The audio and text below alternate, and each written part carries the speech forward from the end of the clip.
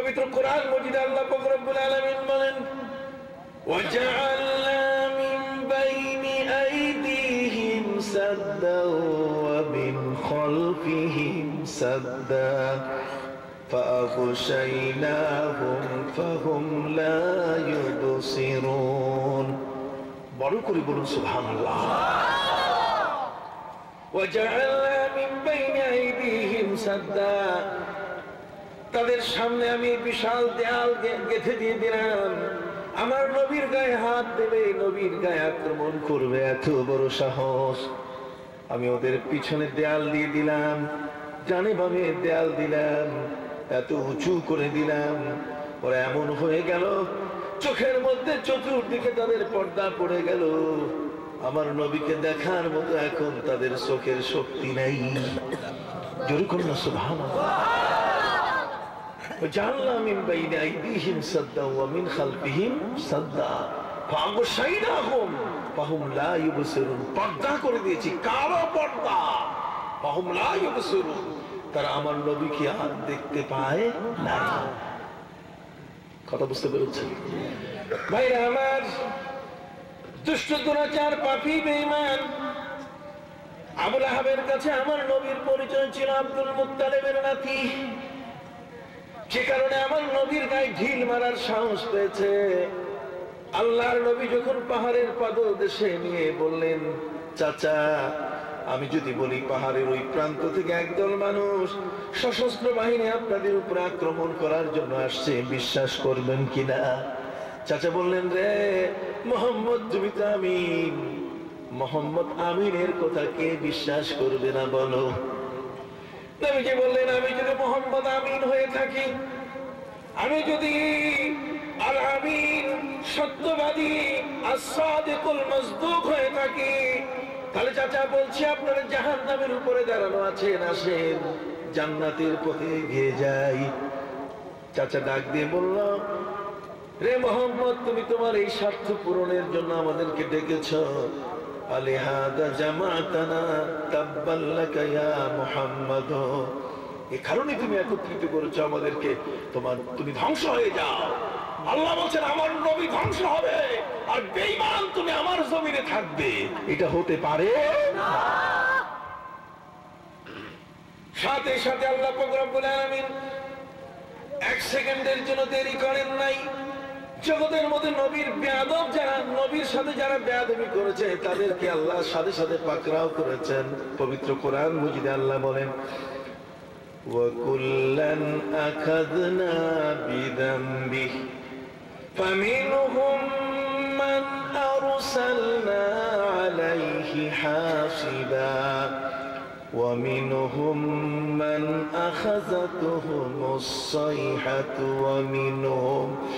ومنهم من خسفنا به الأرض ومنهم من أغرقنا وما كان الله ليظلمهم ولكن كانوا أنفسهم يظلمون সবাই বলুন না সুবহানাল্লাহ আল্লাহ বলেন পাপীকে আমি কোনো সময় ছাড়ি না কোন পাপীকে আমি ছাড় দেই নাই আমার নবীর গায়ের উপরে পাহাড়ি পাথর দিয়ে আঘাত করবে আমি আল্লাহ চেয়ে থাকবো হতে পারে না আল্লাহ বলেন বেঈমান আবু লাহাব আমার নবীকে তুমি শুধু আব্দুল মুত্তালিবের নাতি ছাড়া আর কিছু মনে করো না তুমি জানো তার পাশে কে আছে তুমি কি তোমার উপলব্ধি কে আছে যে আমার এই নবীর সাথে কে আছে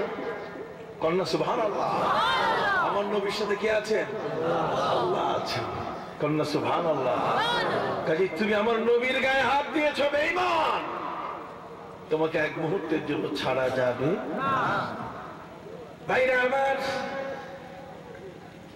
হযরত আবু বকর সিদ্দিক নবীর উপরে তিনি এত বড় আশিক ছিলেন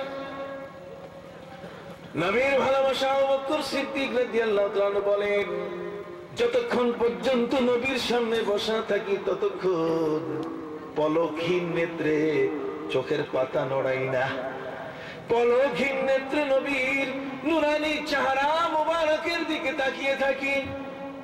রে দুনিয়ার মানুষেরা শুনে নাও, যতক্ষণ পর্যন্ত নবীর দরবারে বসা থাকি ততক্ষণ পর্যন্ত নিজেদেরকে ইমানদার মনে হয়। নবীর দরবার ছেড়ে নিজের ঘরে চলে গেলে নিজেদেরকে বেঈমান মনে হয়। কিছুক্ষণের জন্য নবীর আড়াল হয়ে গেলে নিজের মধ্যে ঈমান আছে বলে মনে হয় না। সেই আবু বকর সিদ্দিকের কাছে আমার নবীর পরিচয় ছিল এত বড়। আমার নবী হলেন আবু বকর সিদ্দিকের দৃষ্টিতে সাহেবেল আওলাদ, লামা খালাকতুল আফলাক। আমার নবীর পরিচয় সিদ্দিক আকবরের কাছে হলো, এই নবী না হলে কেউ আসতো না, নবী না হলে আসমান জমিন কিছুই হতো না, তিনি সাহেবেল আওলাদ।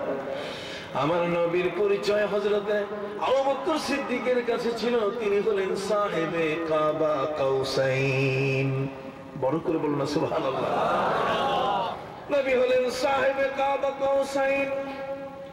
সুম্মা দানা ফাতাদাল্লা ফাকানা কাবা কাউসাইনি আও আদনা ফাআওহা ইলা আবদিহি মা আওহা। বড় করে কোন সুবহানাল্লাহ। তিনি হচ্ছেন সাহেবুল মেরাজ, তিনি হচ্ছেন মেরাজের নবী।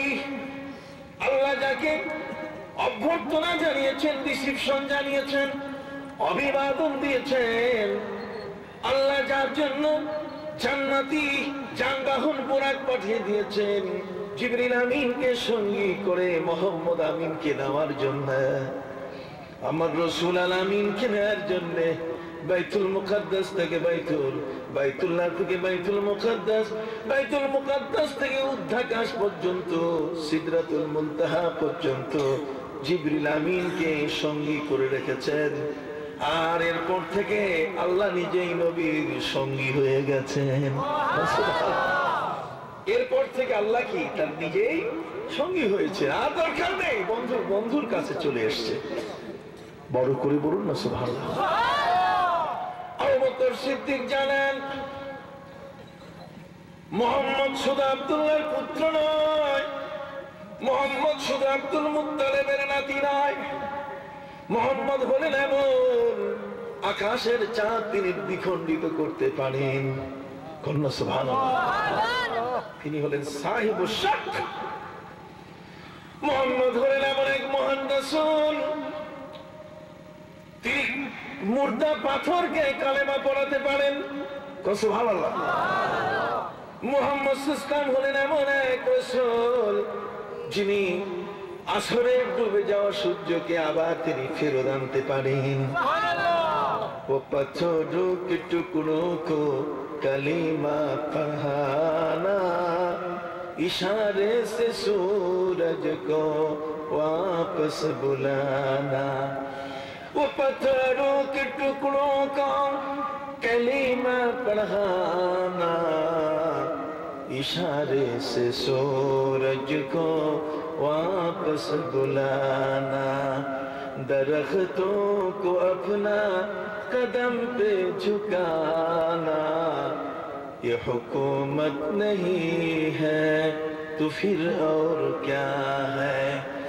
तुम दोनों आलम के मुख्तार आला कि कौनैन में हो जिनका हो बोलबाला, मगर है बिछोनों में टूटी चटाई, मगर है बिछोनों में टूटी चटाई।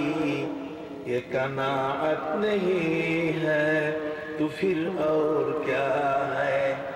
আবু বকর সিদ্দিক রাদিয়াল্লাহু তাআলা জানেন নবীজির বিছানার শোয়ার বিছানা, সেটার মধ্যে একটা টুটা ফাটা একটা, সেখানে মাদুর ছাড়া আর কিছু নাই। ওরে ভাঙ্গা মাদুরের উপরে শোয়া নবীর ক্ষমতা এত বড়, আকাশের চাঁদ তার আঙ্গুলের ইশারায় টুকরা হইয়া যায়। সুবহানাল্লাহ। তিনি এত বড় ক্ষমতাধর এমন এক নবী, জগতের মধ্যে সেই নবীর বর্তমানে আর কারো প্রয়োজন নাই।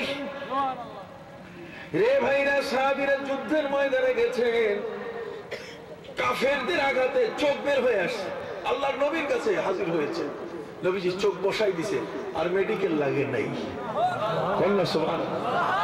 মেডিকেল লাগে নাই। তিনি তো হলেন এমন এক মহান রাসূল, পাথরের উপরে হাত দিলে পাথর থেকে জমজমের পানি বের হয়। হযরতে